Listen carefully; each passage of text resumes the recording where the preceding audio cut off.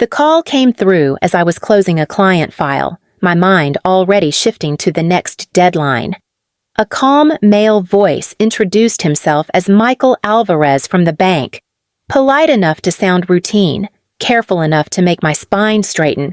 "There appears to be an issue with a mortgage tied to your name," I corrected him immediately, my tone automatic, professional. My sister had a house. I did not have a mortgage with her. There had to be a mistake. A pause followed, just long enough to feel deliberate. Then his voice returned, quieter, firmer. "According to our records, you are listed as a co-signer on the property at 742 Glenwood Drive in Westchester County." The room felt smaller. My pen slipped from my fingers and struck the desk, too loud in the sudden silence.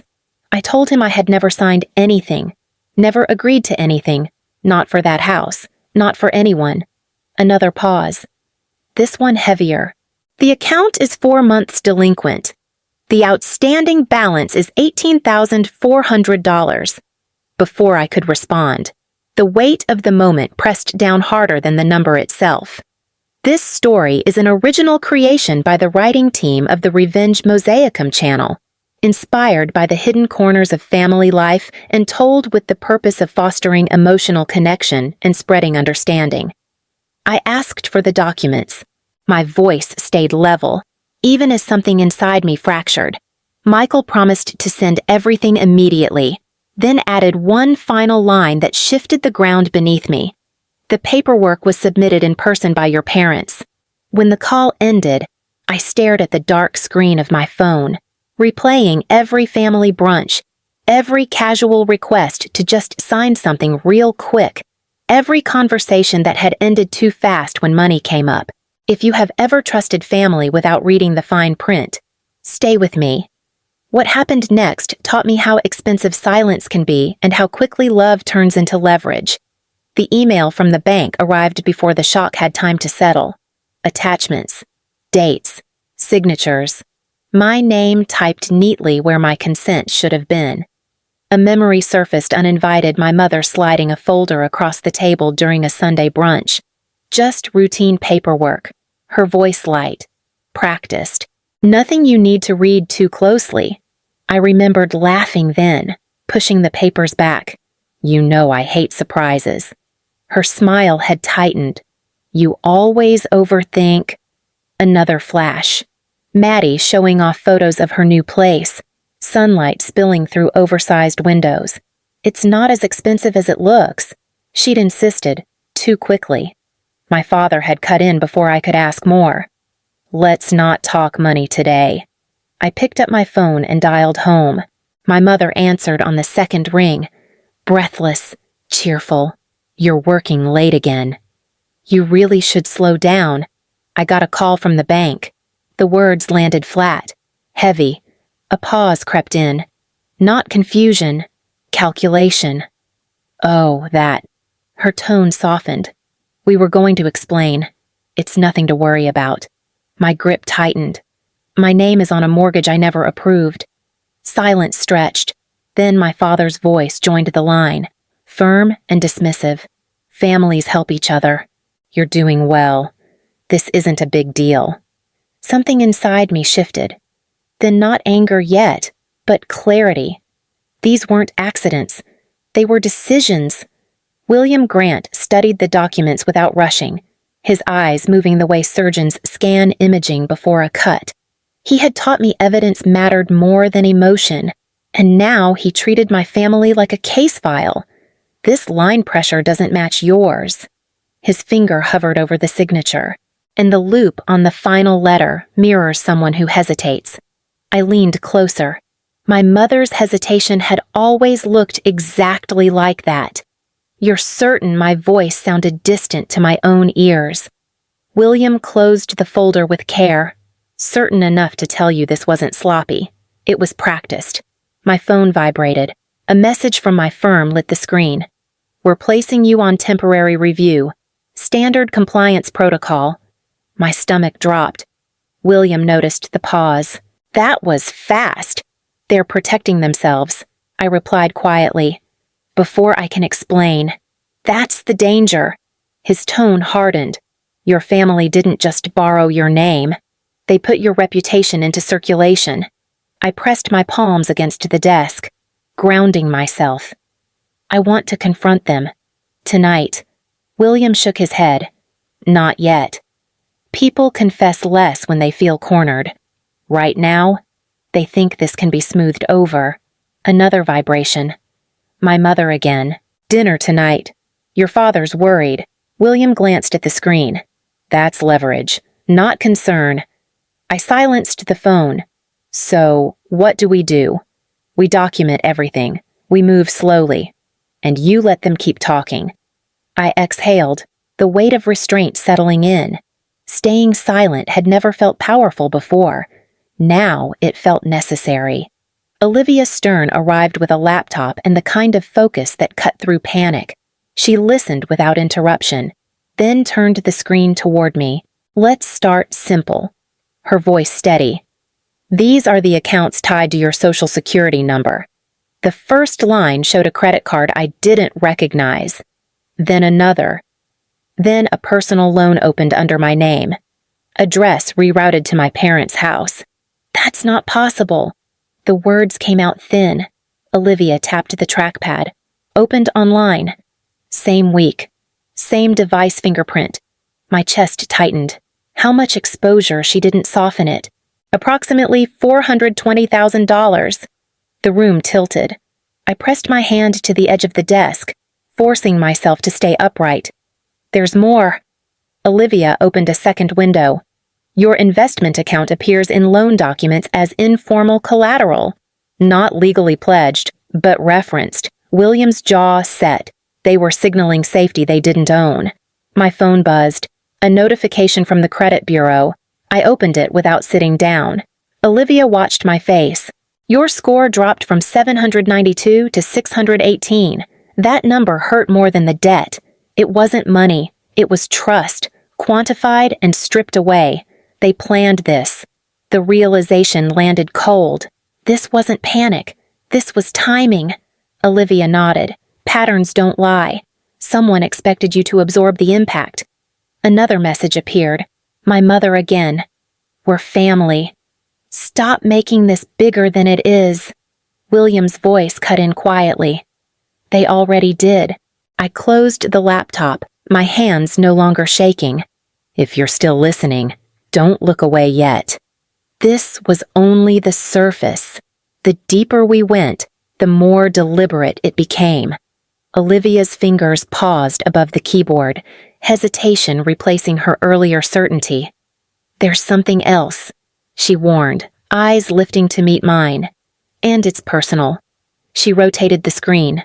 A resume appeared. My education, my certifications, my career path slightly altered, just enough to pass a glance. That's mine. My voice barely moved the air. Not exactly. Olivia scrolled. The name is different. The credentials are not. These applications were submitted for compliance and legal operations roles. William leaned in. High-paying positions between $90,000 and $130,000 annually. Olivia confirmed. Low verification. High trust. A chill spread through me. She used my reputation. And your silence, William added. I remembered Maddie asking about my work months ago. Casual curiosity wrapped in admiration. You're lucky. She'd smiled. Everything comes so easily to you. Olivia closed the file. If one of these employers flags inconsistencies, they won't blame her first. They'll start with you. My phone lit up with a message from Maddie.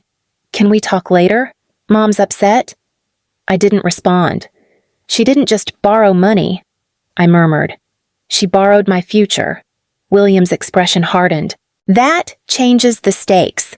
This isn't family help. It's identity misuse with professional fallout. I stared at the resume until the letters blurred.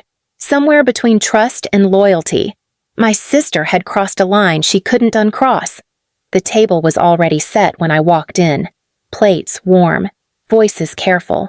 My mother moved first, pulling me into a hug that lingered a second too long. You look tired, she murmured. You work too hard.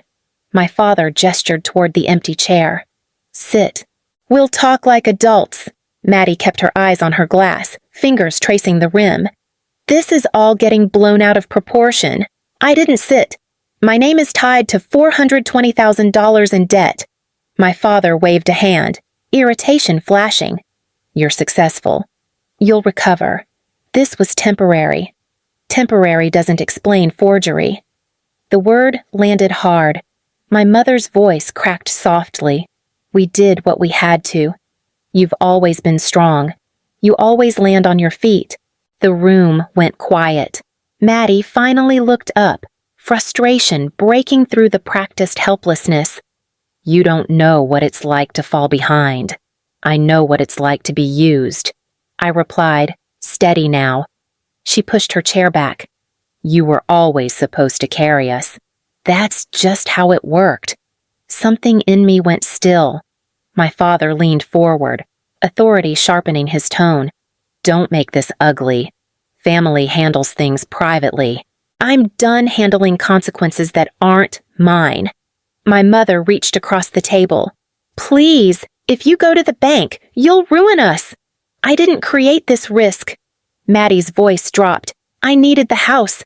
I needed the job leads. You had everything. I placed the folder on the table. You have 24 hours to tell the bank the truth. Every account, every signature. My father scoffed. You wouldn't. I met his eyes. I will. No one spoke after that. The power had shifted, not with anger, but with finality.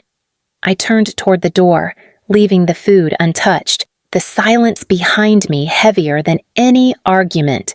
Olivia called before sunrise, her voice stripped of pleasantries. I traced the transfers. I stayed quiet, letting her continue. There's an informal investment circle tied to a private club upstate.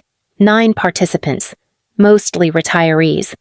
A brief pause followed, the kind that prepares you for wait. Losses range between $1.6 and $2.1 million. My breath caught. They used my name. Yes. Your performance summaries, your steady returns, your reputation. Keys clicked in the background. It wasn't advertised. It was whispered. Trust-based. William joined the call. Sharper now. Any attempt to move funds last night. Olivia's tone tightened. A large transfer initiated through a Delaware-registered limited liability company. Destination points to a Cayman holding account. William exhaled. That triggers reporting. It already did. My phone lit up. A message from my father. We're fixing it. Don't escalate. Olivia spoke again. They didn't fix anything. They tried to run. Another notification followed, this time from the bank. Accounts temporarily restricted pending review. William's voice softened, then steadied. Natalie, this crossed from family fraud into federal territory. I closed my eyes, images of quiet dinners and polite smiles collapsing into numbers and documents. They didn't just borrow money. Olivia answered without hesitation. They borrowed credibility they couldn't repay. A final message arrived, this one from my mother. We did this to protect everyone. I silenced the phone. Protection didn't look like this. This looked like extraction carefully planned, quietly executed, and finally exposed. The conference room at the bank felt neutral by design, every surface clean enough to deny emotion. Michael Alvarez sat across from us, hands folded, eyes alert. My parents took the other side of the table, close enough to present unity. This was discussed as a family. My father pressed, confidence rehearsed. She gave verbal permission. William slid the folder forward without ceremony. Here are the timestamps. The signatures were executed while Natalie was logged into her firm's system. In meetings that were recorded, Michael opened the file, page by page. His expression changed, not dramatically, but decisively. My mother leaned in, voice trembling. We only meant to stabilize things. It was temporary. Temporary actions don't create permanent records, William replied, calm as stone. I placed my affidavit on top. These accounts were opened without my authorization. My investment summaries were presented to third parties without consent. Michael nodded once. This requires a formal fraud report. My father's jaw tightened. You're choosing strangers over family. I'm choosing the truth over denial. Michael reached for his phone. All associated accounts will be restricted pending investigation. My mother reached for my hand. I stepped back. Paper slid across the table. Signatures requested, processes initiated. No raised voices. No accusations left unanswered. The room filled with the sound of pages turning, keys tapping, consequences taking shape. When it ended, my parents sat smaller than before. The power had shifted again, not to me, but to the record. The call from my firm came a week later. The review had closed. My record was clean. The pause that followed mattered more than the words. Partnership track remains open. The managing partner offered carefully. I thanked them and declined. Silence stretched on the line. Surprised but respectful. You're sure I am. Olivia met me for coffee that afternoon, sliding a thin folder across the table. Restitution is moving. Slowly, but it's moving. Her voice softened. Some of them will recover enough to stay in their homes. That mattered. William checked in before the end of the day. You could have won louder. A faint smile followed. You chose quieter. I chose cleaner. Weeks later, I drove past 742 Glenwood Drive. The sign out front read, "For sale, bank owned." I didn't stop. I didn't look back. Letting go felt different than forgiveness. It felt like boundaries finally holding. If this story resonates, carry it forward. Talk about it. Share it with someone who needs permission to stop absorbing damage that was never theirs to carry. Strength, I learned, isn't endurance without limits. It's clarity. It's choosing honesty over harmony when harmony is built on harm. It's understanding that love doesn't require self-erasure. That night, I opened my laptop and drafted the framework for a new program support for people navigating financial betrayal inside families. If silence helped this happen, then voice could help stop it. And if listening brought you this far, stay connected.